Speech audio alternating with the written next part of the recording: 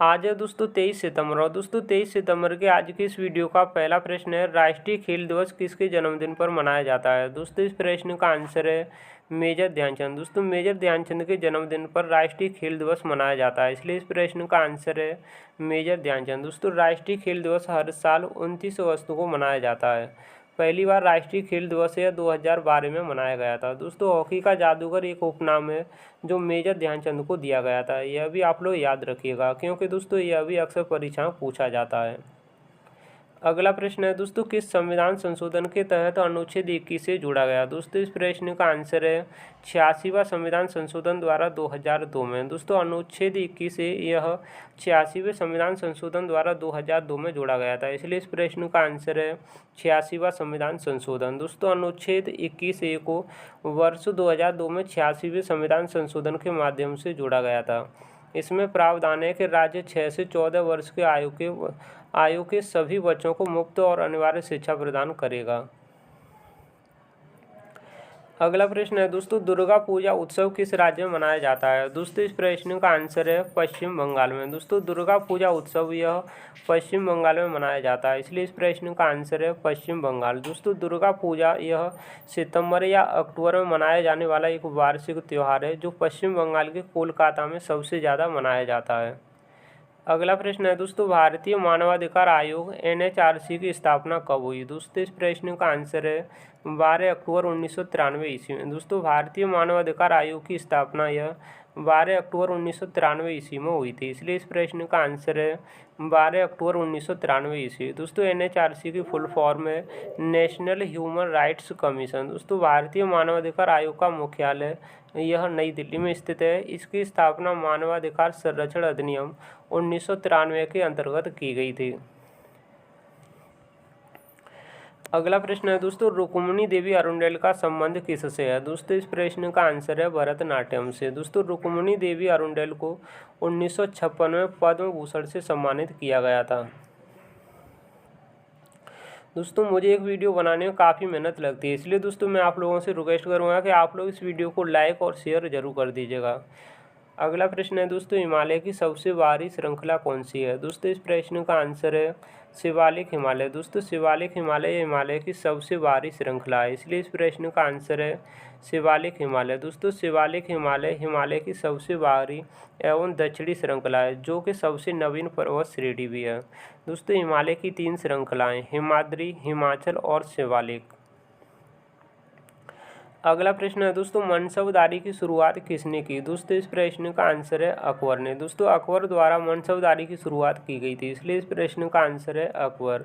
दोस्तों मनसबदारी प्रणाली मुगल काल में प्रचलित एक प्रशासनिक प्रणाली थी जिसे अकबर ने प्रारंभ किया था। दोस्तों मनसबदारी प्रणाली 1575 ईस्वी में अकबर द्वारा शुरू की गई थी। अगला प्रश्न है दोस्तों, कौन सा भारतीय मौलिक अधिकार विदेशियों को प्राप्त नहीं होता है। दोस्तों जो अनुच्छेद 15, 16, 19, 29 और 30 में उल्लिखित मौलिक अधिकार केवल यह भारतीय नागरिकों के लिए उपबद्ध हैं और विदेशी नागरिकों के लिए नहीं। अगला प्रश्न है दोस्तों, हमारी जनगणना हमारा भविष्य किस जनगणना का प्रमुख नारा है। दोस्तों इस प्रश्न का आंसर है 2011 की जनगणना का। दोस्तों 2021 की जनगणना का नारा है जन भागीदारी से जन कल्याण। दोस्तों भारत में पहली बार जनगणना लॉर्ड मेयो के कार्यकाल में 1872 ईस्वी में हुई थी। दोस्तों भारत में नियमित रूप से जनगणना लॉर्ड रिपन के कार्यकाल में 1881 ईस्वी में शुरू हुई थी। स्वतंत्र भारत की पहली जनगणना 1951 ईस्वी में हुई। उस समय जनगणना आयुक्त R.A. गोपाल स्वामी थे। दोस्तों जनगणना संगठन केंद्रीय गृह मंत्रालय के अधीन कार्यरत है जिसके उच्चतम अधिकारी जनगणना आयुक्त होते हैं। दोस्तों 2011 की जनगणना भारत की 15वीं और स्वतंत्र भारत की 7वीं जनगणना है। अगला प्रश्न है दोस्तों, 1849 ईस्वी में मुंबई में किस समाज की स्थापना हुई थी। दोस्तों इस प्रश्न का आंसर है परमहंस मंडली की। दोस्तों परमहंस मंडली की स्थापना 1849 ईस्वी में हुई थी, इसलिए इस प्रश्न का आंसर है परमहंस मंडली। दोस्तों ब्रह्म समाज की स्थापना 1828 ईस्वी में राजा राम मोहन राय द्वारा की गई थी। दोस्तों यह प्रश्न काफ़ी वेरी इंपॉर्टेंट है क्योंकि यह बार बार रिपीट होता है, इसलिए आप लोग इस प्रश्न को अच्छे से याद कर लीजिएगा। दोस्तों विश्व भारती की स्थापना रविंद्रनाथ टैगोर द्वारा की गई। रामकृष्ण मिशन की स्थापना स्वामी विवेकानंद द्वारा। फिनिक्स आश्रम की स्थापना यह महात्मा गांधी जी द्वारा की गई थी। दोस्तों आर्य समाज की स्थापना यह स्वामी दयानंद सरस्वती द्वारा 1875 ईस्वी में की गई। प्रार्थना समाज की स्थापना आत्माराम पांडुरंग द्वारा 1867 ईस्वी में हुई थी। दोस्तों आप लोग यह सभी समाज अच्छे से याद कर लीजिएगा, क्योंकि इनसे प्रश्न बार बार पूछे जाते हैं।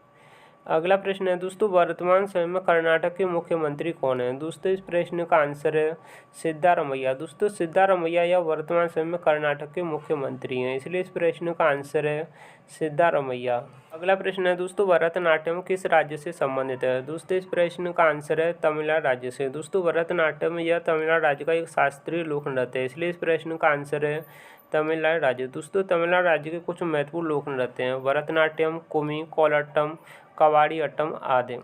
अगला प्रश्न है दोस्तों, फुटबॉल में खिलाड़ियों की संख्या कितनी होती है? दोस्तों इस प्रश्न का आंसर है 11।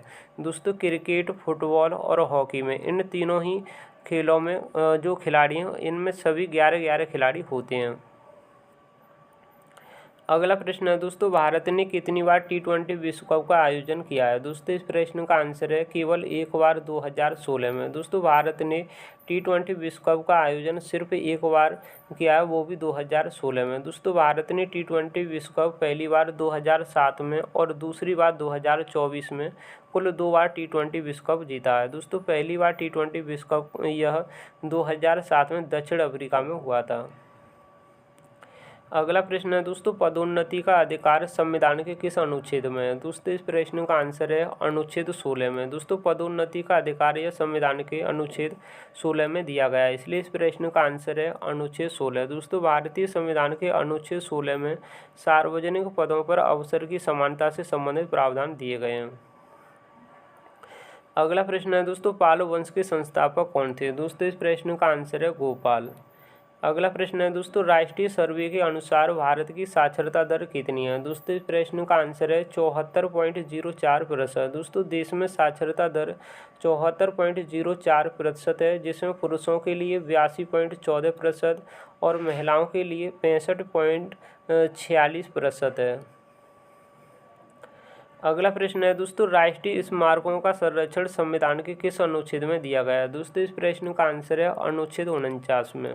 अगला प्रश्न है दोस्तों, 1930 में महात्मा गांधी जी ने कौन सा आंदोलन शुरू किया था? दोस्तों इस प्रश्न का आंसर है दांडी यात्रा। दोस्तों दांडी यात्रा यह 1930 में महात्मा गांधी जी द्वारा शुरू किया गया था, इसलिए इस प्रश्न का आंसर है दांडी यात्रा। दोस्तों दांडी यात्रा, जिसे नमक सत्याग्रह के नाम से भी जाना जाता है, यह 24 दिवसीय 12 मार्च 1930 से 6 अप्रैल 1930 तक ब्रिटिश नमक एकाधिकार के खिलाफ कर प्रतिरोध और अहिंसक विरोध के प्रत्यक्ष कार्रवाई अभियान के रूप में चला था। अगला प्रश्न है दोस्तों, तुगलक शासन के समय किसने आक्रमण किया था? दोस्तों इस प्रश्न का आंसर है तैमूर लंग। दोस्तों तुगलक वंश के शासक 1414 ईस्वी तक शासन करते रहे, तथापि 1398 में तैमूर के द्वारा दिल्ली पर आक्रमण के साथ ही तुगलक साम्राज्य का अंत माना जाता है। अगला प्रश्न है दोस्तों, भारत में फुटबॉल का सबसे बड़ा स्टेडियम कहाँ पर स्थित है? दोस्तों इस प्रश्न का आंसर है कोलकाता में साल्ट लेक स्टेडियम। अगला प्रश्न है दोस्तों, हिमाचल प्रदेश के राज्यपाल कौन हैं? दोस्तों इस प्रश्न का आंसर है शिव प्रताप शुक्ला। दोस्तों शिव प्रताप शुक्ला यह हिमाचल प्रदेश के राज्यपाल हैं, इसलिए इस प्रश्न का आंसर है शिव प्रताप शुक्ला। दोस्तों शिव प्रताप शुक्ला यह फरवरी 2023 से हिमाचल प्रदेश के 22वें नंबर के राज्यपाल हैं। अगला प्रश्न है दोस्तों, राष्ट्रीय भाला फेंक दिवस कब मनाया जाता है? दोस्तों इस प्रश्न का आंसर है 7 अगस्त को। दोस्तों 7 अगस्त को राष्ट्रीय भाला फेंक दिवस मनाया जाता है, इसलिए इस प्रश्न का आंसर है 7 अगस्त। दोस्तों नीरज चोपड़ा द्वारा टोक्यो में ओलंपिक स्वर्ण पदक जीतने की वर्षगांठ पर मनाया जाता है। एथलेटिक्स फेडरेशन ऑफ इंडिया ने 10 अगस्त 2021 को प्रतिवर्ष 7 अगस्त को राष्ट्रीय भाला फेंक दिवस के रूप में मनाने की घोषणा की। 7 अगस्त 2021 को ही नीरज चोपड़ा ने टोक्यो ओलंपिक 2020 में भाला फेंक प्रतिस्पर्धा में देश के लिए पहला स्वर्ण पदक जीता था। अगला प्रश्न है दोस्तों, कालबेलिया नृत्य किस राज्य से संबंधित है? दोस्तों इस प्रश्न का आंसर है राजस्थान राज्य से। दोस्तों यह प्रश्न काफ़ी बार रिपीट हुआ है, इसलिए आप लोग इस प्रश्न को अच्छे से याद कर लीजिएगा। दोस्तों राजस्थान राज्य के कुछ महत्वपूर्ण लोक नृत्य जैसे कि घूमर, गणगौर, झूलन लीला, कालबेलिया आदि। अगला प्रश्न है दोस्तों, लाइफ डिवाइन पुस्तक के लेखक कौन है? दोस्तों इस प्रश्न का आंसर है अरविंद घोष। दोस्तों यह पुस्तक उनके द्वारा 1939 ईस्वी में लिखी गई थी। अगला प्रश्न है दोस्तों, राइडर शब्द किस खेल से जुड़ा है? दोस्तों इस प्रश्न का आंसर है गोल्फ से। अगला प्रश्न है दोस्तों, अंतर्राष्ट्रीय पतंग दिवस कहाँ पर मनाया जाता है? दोस्तों इस प्रश्न का आंसर है गुजरात राज्य में। दोस्तों गुजरात राज्य में अंतर्राष्ट्रीय पतंग दिवस मनाया जाता है, इसलिए इस प्रश्न का आंसर है गुजरात राज्य। अगला प्रश्न है दोस्तों, 2002 से 2007 तक 10वीं पंचवर्षीय योजना में कितने प्रतिशत भारत की गरीबी कम हुई? दोस्तों इस प्रश्न का आंसर है 5%। अगला प्रश्न है दोस्तों, पृथ्वी का जुड़वा ग्रह किसे कहा जाता है? दोस्तों इस प्रश्न का आंसर है शुक्र ग्रह को। दोस्तों शुक्र ग्रह को पृथ्वी का जुड़वा ग्रह माना जाता है, क्योंकि इसका माप और आकार बहुत हद तक पृथ्वी से मिलता जुलता है। अगला प्रश्न है दोस्तों, कैलाश मंदिर कहाँ पर स्थित है? दोस्तों इस प्रश्न का आंसर है महाराष्ट्र राज्य में। दोस्तों कैलाश मंदिर यह महाराष्ट्र राज्य में स्थित है, इसलिए इस प्रश्न का आंसर है महाराष्ट्र राज्य। अगला प्रश्न है दोस्तों, संविधान का अनुच्छेद 24 संबंधित है। दोस्तों इस प्रश्न का आंसर है कारखाने में बालकों के नियोजन का निषेध। अगला प्रश्न है दोस्तों, कौन सा लोकगीत बच्चों के जन्म पर जश्न मनाने के लिए गाया जाता है? दोस्तों इस प्रश्न का आंसर है सोहर। दोस्तों सोहर यह लोकगीत बच्चों के जन्म पर जश्न मनाने के लिए गाया जाता है, इसलिए इस प्रश्न का आंसर है सोहर। दोस्तों मैंने आप लोगों को इस वीडियो में आज 23 सितंबर के जो भी प्रश्न मुझे मिल पाए थे, मैंने आप लोगों को इस वीडियो में कराए। उम्मीद करता हूं दोस्तों आप लोगों को यह वीडियो पसंद आया होगा। दोस्तों वीडियो को लाइक, शेयर और यदि आप लोग इस चैनल पर नए हैं तो दोस्तों चैनल को सब्सक्राइब जरूर कर लीजिएगा, क्योंकि आप लोगों को इसी तरह के और भी वीडियो देखने के लिए मिलते रहेंगे। दोस्तों यदि आप लोगों को इस वीडियो का PDF चाहिए तो दोस्तों मैंने टेलीग्राम चैनल का लिंक इस वीडियो के डिस्क्रिप्शन बॉक्स में दिया है, जहां से दोस्तों आप लोग टेलीग्राम चैनल से जुड़कर इस वीडियो के PDF को डाउनलोड कर सकते हैं। मिलते हैं किसी और नई वीडियो में, तब तक के लिए जय हिंद जय भारत।